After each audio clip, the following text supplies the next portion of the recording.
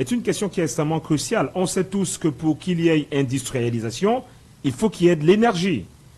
Donc, si on comprend bien, il y a donc une volonté pour les puissances étrangères de faire même base sur la production énergétique en Afrique pour qu'en réalité, elle ne se développe pas, selon vous? Oui, il en va également dans ce sens, puisque quand un pays africain se développe, si par exemple, je vais prendre la Côte d'Ivoire, l'une des raisons pour lesquelles Gbagbo devait tomber, c'est que Gbagbo avait décidé de produire les manuels scolaires des Ivoiriens en Côte d'Ivoire complètement.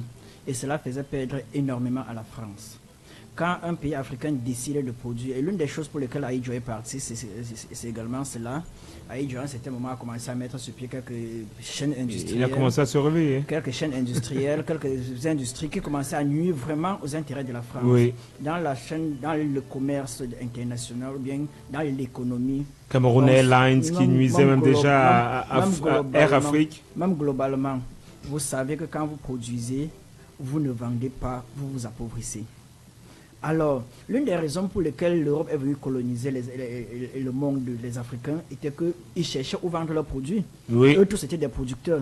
Alors, la même logique n'a pas changé. Car la France, c'est que le Cameroun est mon consommateur. Quand je produis, je vends au Cameroun. Quand je vends au Cameroun, je m'enrichis. Bien évidemment, le peuple français vit bien. Les industriels français peuvent compétir au niveau international. Mais quand au Cameroun, un gouvernement camerounais commence à créer les mêmes entreprises que la France, cela veut dire, sur le sol camerounais, la France est rivalisée par les produits camerounais. Oui. Cela veut dire que la France va s'appauvrir, naturellement. Et les industriels camerounais, les entreprises camerounaises qui se créent vont se renforcer, vont s'enrichir, et la France va perdre. Alors, qu'est-ce qu'il faut faire? Il faut évincer toute personne dans les pays dominés, dans les pays contrôlés, qui essayent, qui ont l'intention de mettre sur pied un processus industriel. Et pour contrôler cela, il faut aussi passer par l'énergie. Il faut contrôler leurs sources d'énergie, puisque l'industrie consomme énormément d'énergie. Alors, si vous n'avez pas déjà cette énergie, ou bien si cette énergie est contrôlée de l'extérieur, comment vous allez faire pour lancer une chaîne industrielle? La preuve est que vous lancez, si la production de l'énergie au Cameroun augmente de manière assez drastique, ceux qui contrôlent le barrage de Nachsegal vont le savoir. Ils vont le savoir. Ils vont se demander, mais qu'est-ce qui, dans cette néocolonie que nous contrôlons, peut absorber autant d'énergie? Ils vont chercher à le savoir. Donc vous êtes contrôlé. Donc c'est même stratégique. C'est stratégique. Vous savez qu'en réalité, si vous consommez assez, on saura que ils consomment assez. Donc ça veut dire il y a d'autres industries qui ont été créées et qui ne nous disent pas. Et qui ne nous disent pas. Ils veulent nous surprendre. Ils veulent nous surprendre. Oui, c'est très important de le savoir parce qu'il faudrait qu'on sache comment sur le plan géostratégique ça se passe. Parce que quand vous avez quelqu'un qui contrôle déjà une partie de votre production, parce qu'il faut rappeler que la production sur le plan local est contrôlée à 40-45% par le Cameroun et le reste est fait par les puissances étrangères. Exactement. Je voulais quand même revenir sur un aspect soulevé par mon copanéliste, la question juridique. La question juridique n'a de sens que si elle préserve les intérêts des parties. Dans une œuvre, La guerre de Troie n'aura pas lieu. C'est une œuvre que j'ai lue là-bas. Il y a ceux qui sont pour la guerre, ceux qui sont contre la guerre. Oui. Ceux qui sont pour la guerre ont pris le juriste pour montrer que la guerre est inévitable.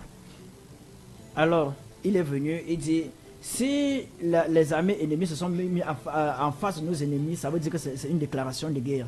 Leurs navires sont en face de nos navires, c'est une déclaration de guerre. Alors, ceux qui ne veulent pas la guerre ont attrapé le juriste et ont dit, s'il devait avoir la guerre à Troie, tu dois être ici, on va mourir ensemble. Il a changé radicalement le discours. Il a dit, quand une femme veut un enfant, la femme ne se place pas derrière l'homme, la femme se place en face de l'homme.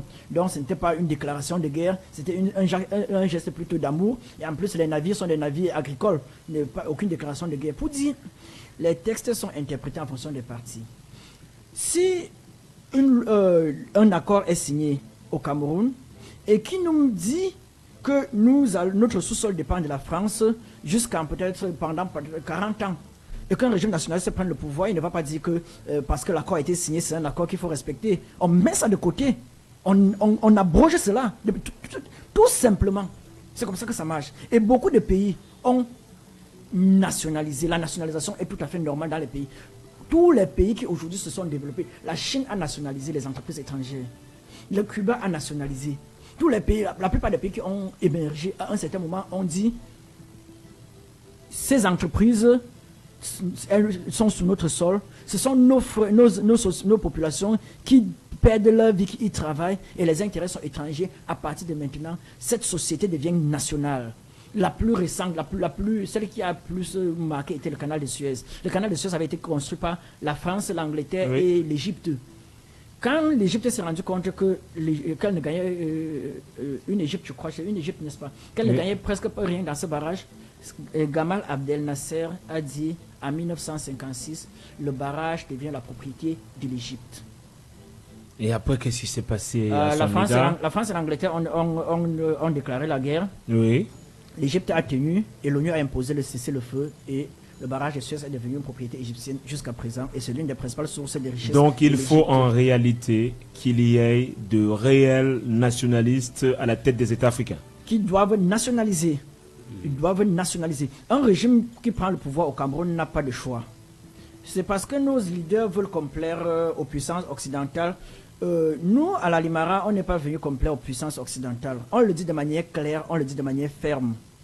Quand nous allons prendre le pouvoir au Cameroun, nous allons nationaliser les secteurs clés de notre économie. On ne peut pas tolérer que des secteurs clés de notre économie soient entre les mains des étrangers. Peu importe ce que cela va nous coûter. Il faut que le peuple soit préparé à cela.